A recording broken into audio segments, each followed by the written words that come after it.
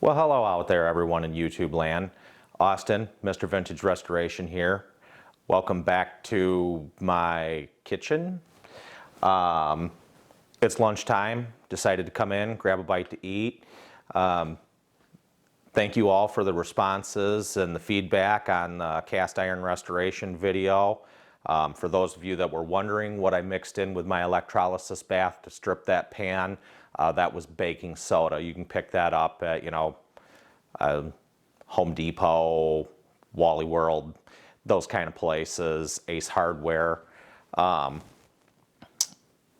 perhaps might be helpful to you all. Do a little review on the vintage cast iron cooking cookware.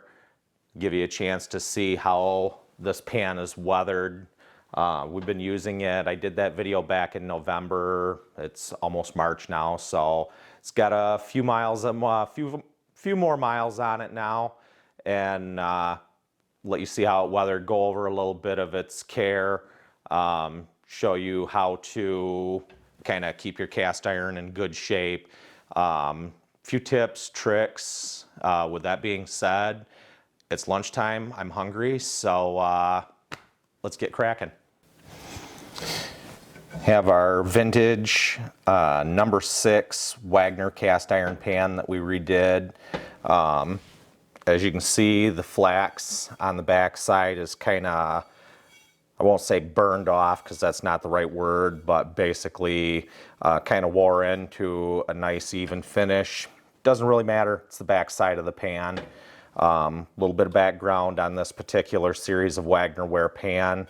This logo was used between 1935 and 1959 when Wagner kind of went out of business, for a lack of a better word. This is a flat bottom pan. It does not have a heat ring on there.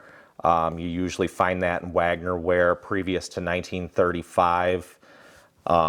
I think it's more of an aesthetic thing. Some people swear by it. Some people, I don't really notice a difference. We'll put it that way.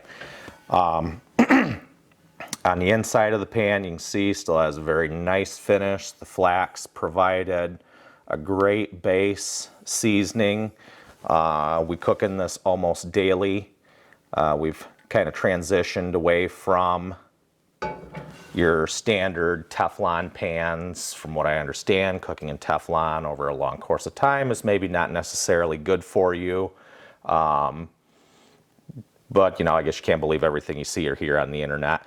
But with that being said, why chance it? It was good enough for your great-grandparents. It's good enough for me. Couple more pieces in our collection that we have and use.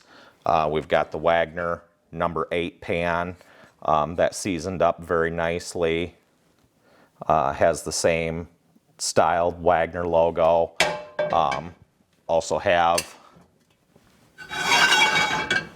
the Dutch oven. Excellent for soups, baking bread, a lot of cool things you can do with these. I have a newfound love for it, shall we say. This one is not vintage. This one is a modern Lodge cast iron pan. My wife picked this up somewhere along the way. She wanted a flat skillet. As you can see, doesn't have the same smooth finish as a Wagner or a vintage Griswold. Not really in love with it. Obviously a little bit cheaper price point with newer cast iron like this. But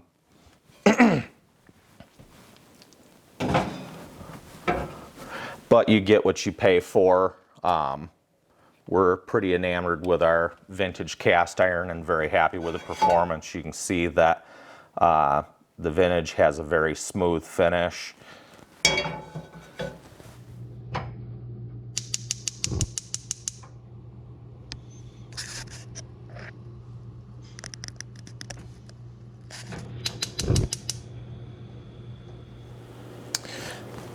Okay, gonna start preheating our pan here a little bit. The trick to cooking with cast iron is all about managing your heat. You want to keep it kind of a low to medium heat.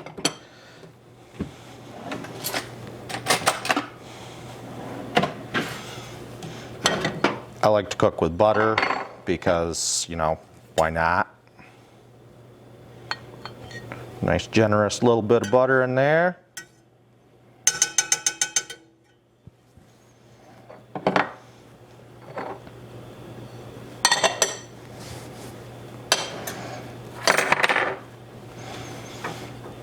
Let our butter do its thing. One of the other tricks to cooking with cast iron, unlike Teflon, metal utensils are going to be your friend.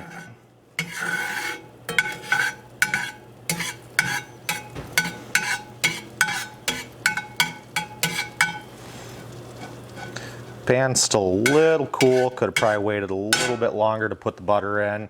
You really know your cast iron is ready when you can't touch the handle anymore.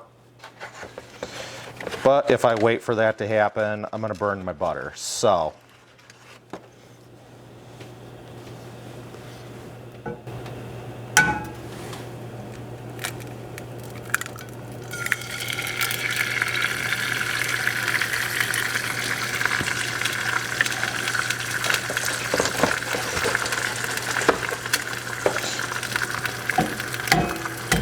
the first few times you cook with your cast iron, you're going to want to fry some stuff up with it, maybe some butter or bacon.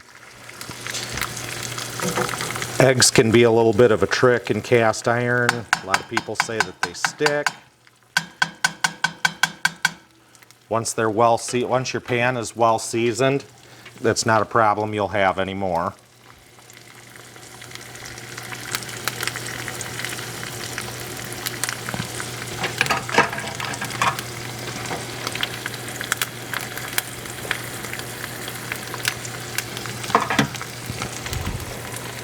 Turn our heat down just a little bit, nice and low. Watch those eggs sizzle.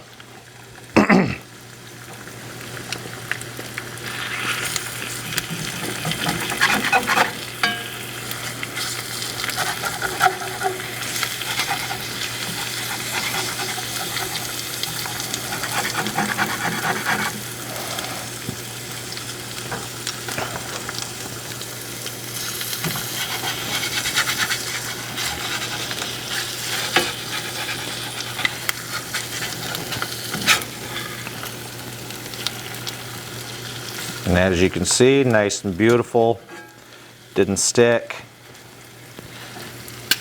It's the beauty of cooking with a perfectly seasoned cast iron pan.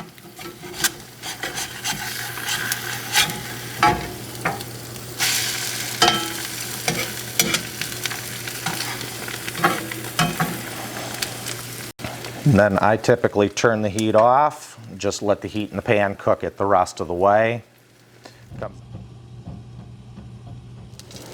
Oh man, look at that bacon sizzle. Few things in life are quite as satisfying as freshly cooked bacon. Just like that, the Lunch of Champions is served. I'm gonna go take 5 and I'll be back to show you how to clean up this cast iron pan and get it ready for next time. All right, lunch is over. That was delicious, hit the spot nicely. Now we gotta clean up our pan.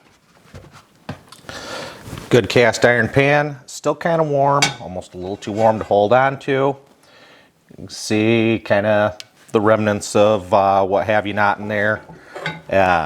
Couple of ways, if you got anything that's stuck on,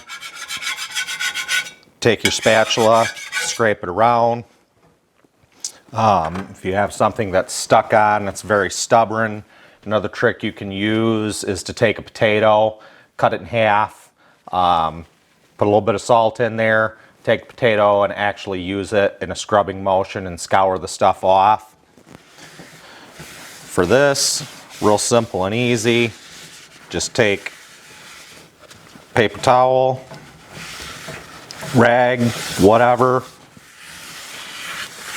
and wipe it out.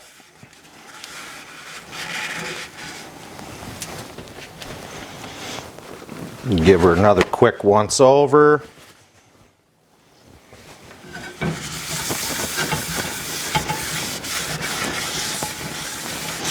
Yeah. Things that you might not want to cook in your cast iron, anything that's tomato based, the acid in the tomatoes will actually eat into the seasoning on your pan. Take some of that beautiful non-stick finish off from it. Let it cool down. And when it cools down, we'll put a coating on it and put it back on the shelf for next time. Hang tight. All right, for putting a little seasoning on our pan, help keep it in good shape in between uses.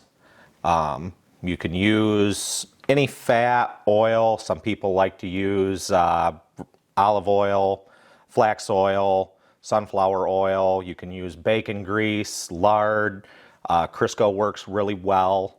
The one thing I will say, depending on how often you use your cast iron, you're going to want to use fat or shortening that isn't going to go rancid quickly. If you use bacon grease or a natural fat that you're not going to use the pan for a month, the next time you go to actually use it, it will have a rancid taste that it imparts to everything you cook.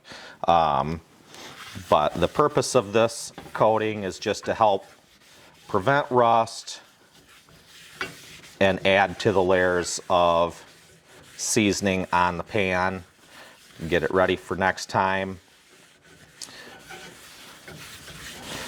Cast iron is awesome cookware. It's been around for ever and ever. Brands to look for, obviously, Wagner Ware is a good one. Birmingham Stove and Range. Griswold is great. It's typically, Griswold's kind of considered the Cadillac. It's typically the most expensive of vintage cast iron, unless you're fortunate enough to pick it up, at a flea market or garage sale, someplace where people don't per se assign the value to it. Awesome when you can find it when it needs to be restored, because most people think it's trash and it's really not that hard to bring it back to a usable condition. As far as the general care, that hits most everything. If you're one of those folks that takes and puts your cast iron outside and you live in freezing climates, make sure that it doesn't get water in it and freeze, because it will break it, potentially crack it or damage it. Don't leave it sit out in the rain, it will rust. A little bit of extra care is necessary, but overall, well worth the investment, and you'll have a pan or a piece of cookware that'll last you a lifetime and beyond. As always, thanks for watching. If you like what you saw, like, subscribe, tell your friends. I appreciate you taking the time to watch this review, and I'm going to get back to the shop and get to work.